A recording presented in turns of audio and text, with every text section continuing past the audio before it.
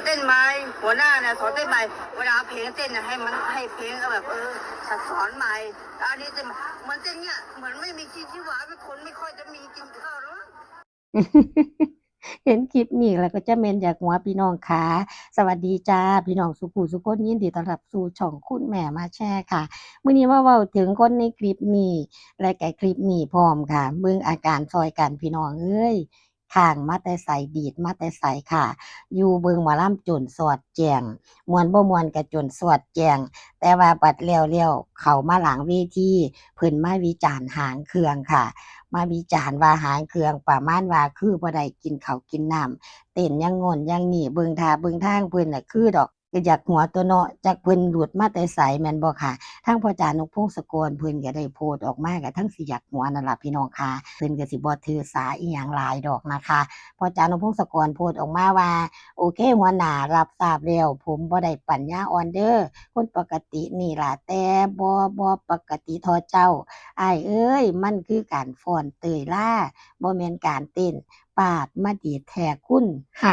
าๆๆว่าซั่นเราเบิ่งเราก็อยากหัวนำเดะพี่น้องเป็นสีสันด้านหลังเวทีหลังเต้ยล่าลงจากเวทีกันแล้วเนาะเพิ่นก็ยังเข้ามาอุ่นอัวด้านหลังเวทีคันแม่นคนปกติก็สิกลับบ้านไปแล้วล่ะพี่น้องอันนี้อยู่เบิ่งหมอลำจนสอดแจ้งแจ้งแล้วก็ยังบ่ทันได้เซาดีด ยังมาวิจารณ์หมอลำทางหลังเวทีอีกโอ๊ยจะแม่นคักแม่นแหน่เบิ่งซอยกันเอาพี่น้องเอ้ยสร้างสีสันสร้างความฮาให้เฮาเห็นแล้วเฮาได้อยากหัวเนาะหลังจากพ่อจ๋านกพงศกรเพิ่นได้โพสต์คลิปนั้นออกมาแฟนคลับก็เข้ามาบางท่านก็บอกว่าขำๆบางท่านก็บอกว่าเอาไปเก็บเถาแหมเก่งคักอยู่ผู้อดก็ได้เป็นข้อยสิพาไปนอนนับดาวอยู่00ว่าซั่นว่า บางท่านก็บอกว่าอย่าถือคนบ้าอย่าซ่าคนเมาเด้อพี่น้องว่าซั่นค่ะบางท่านก็บอกว่าโอ๊ยเนาะเจ้าก็เว้าไปทั่วคักเนาะว่าซั่นอ้ายเอ้ยบ่มักเจ้าก็ยังเบิ่งว่าซั่นว่าอ้าวครูสอนเต้นมาใหม่บ่ฮ่าๆๆคือเข้มงวดคักแท้ เป็นตาอยากหัวอีหลีเดะพี่น้องก็เทิงอ่านเทิงอยากหัวล่ะคุณแม่ก็ได้หัวเลาเป็นหยังหยองจนผมหยุ่งเบิดแล้วบางคนเนาะผู้เชี่ยวชาญฮ่าๆหลุดมาแต่ไสว่าซั่นบางคนก็ได้อาการอยากเต้นเนาะฮ่าๆผู้ใดปล่อยมาแต่ไสอีกเนาะพ่อจ๋าว่าซั่น FC เพิ่นถามทางพ่อจ๋านุพงศกรเนาะพร้อมกับสติกเกอร์หัวเราะน้ำตาแตกโอ๊ยเลาดีดคักให้เลามาเป็นครูสอนเต้น มองในแง่บวกเขาแนะนำเราคือสิ่งที่ดีเลยนะดีดคักเนาะฮ่าออกแสงเลยเนาะเก่งขนาดแล้วก็มีคอมเมนต์หนึ่งค่ะเป็นคอมเมนต์ของหมอลำเพชรดาราอีสานลำเพิ่นค่ะเพิ่นก็เข้ามาแก้ข่าวเนาะเพราะว่าคนที่เขามาเว้าเนี่ยคนที่อยู่ในคลิปเนี่ยอ้างอิงว่าเป็นลูกน้องของวงเพิ่นแม่นบ่ค่ะเพิ่นก็เลยเข้ามาชี้แจงกับทางบอสนกแห่งเสียงวิหกนะคะเพิ่นบอกว่า ต้องขอโทษหัวหน้านกเด้อจ้า เราบ่ได้เป็นลูกน้องวงที่เรากล่าวอ้าง เราเป็นแฟนคลับติดตามหมอลำทางนครสวรรค์พอดีช่วงที่ไปเดินสายงานตักบาตรเทโว แกจะตามไปดูทุกที่ แกไม่เต็มร้อยเท่าไหร่ แกไม่มีพิษมีภัยกับใคร ชอบเต้นหน้าเวทีหมอลำที่ไหนอยู่ใกล้บ้านแกแกก็จะไปอุ่นอัวอย่าถือสาเราเด้อจ้า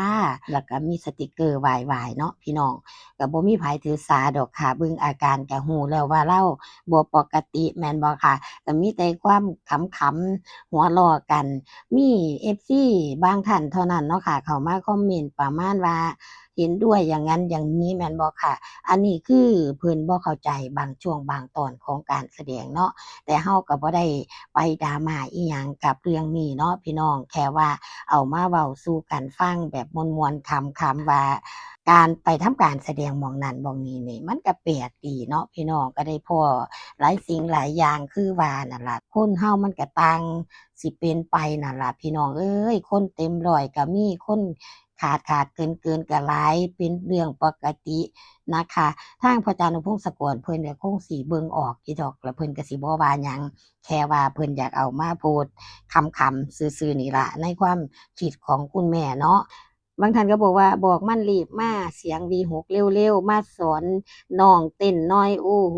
ปากเก่งจริงๆรีบมาสมัครด่วนบางท่านก็บอกว่าผมไปล่ำแถวลาดย่าวนครสวรรค์เจอประจำ555รูดมาแต่ใส่เอาไปเก็บแหมบางท่านก็บอกว่าอย่าถือเล่าเถาะเล่าคือสีบปกติ55คลายเครียดได้อยู่โอ้ยเนาะ555เล่าชอบเต้นแบบเร็วๆมั่งรุดมาแต่โรงบาลใดเนาะมือคือบอนิ่งแท้คุณแพ้โอ้ยเนาะน้องชายนกเจ้าจักแมนพออีหยังแน่เนาะเป็นกำลังใจให้เด้อสู้ๆรับเล่าเป็นครูสอนเต้นสับเปียงนกก็อยากหัวกะสิดีดคักโพดดีดคักเต้นดีกะว่าบ่ดีโอ้ยเนาะ000มาแต่ไสอีกโอ้ยเนาะ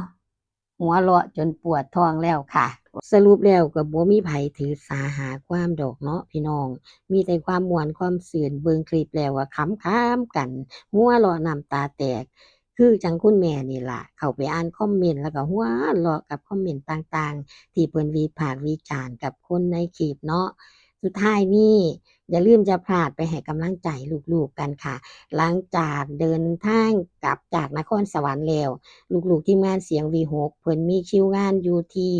จังหวัดขอนแก่นค่ะงานงิ้วทาพระอำเภอทาพระจังหวัดขอนแก่นนี่เองในมื้อวันที่7พฤศจิกายน2568อย่าลืมเข้าไปให้กำลังใจลูกๆกันเด้อพี่น้อง FC แฟนคลับทุกท่านนะคะไปให้กำลังใจอีหลาอาอายไปให้กำลังใจพ่อจานุพงศกรรวมถึงศิลปินอื่นๆที่มากความสามารถบนเวทีหมอลำเสียง V6 กันค่ะขอบคุณทุกการรับชมรับฟังทุกกำลังใจเจอกันใหม่ในคลิปหน้าคลิปนี้สวัสดีจ้าสอนเต้นไหมหัวหน้าเนี่ยสอนเต้นไหมเวลาเพลงเต้นให้มันให้เพลงแบบสอนใหม่อันนี้เต้นเหมือนเต้นเนี่ยเหมือนไม่มีชีวาเป็นคนไม่ค่อยจะมีกินข้าวแล้วหายไอ้บอกหัวหน้าเลย เอา บอก บอ ว่า กทำไมอ่ะเคยดูไหมหมอลำอ่ะ ดูเนี่ยเพชรลาก็เป็นลูกน้องอยู่เพชรลาที่สารเพลินน่ะเวลาเราเต้นนะเวลาเราเต้นเนี่ยมันต้องทำให้มีชีวาไปทำเนี่ยเหมือนอะไรอ่ะป่าเลยคนแบบคนอดอยากเลยไม่รู้ทำให้เต้นเนี่ยมันดีมาใครสอนหัวหน้าสอนเนี้ยอย่าทำงี้นะทีหลังอย่าไปทำงี้เวลาตีเพิ่มเนี่ยต้องทำใหม่เต้นใหม่ไม่ใช่อย่างนั้นฮัลโหลปัญญาอ่อน ฮัลโหลคุณตำรวจมาเอาไปทีมเดี๋ยวนี้ โอ้ยบอกกินแล้วปัญญาอ่อนก็บอกหัวหน้าปัญญาอ่อนเวลา ไม่ขึ้นจัดการนี้ เต้น เขา เนี้ ไป ย เก็บตรงนี้ คนไม่กินข้าวเลยเนี่ยเขาว่าถือเขาสิกินของเออ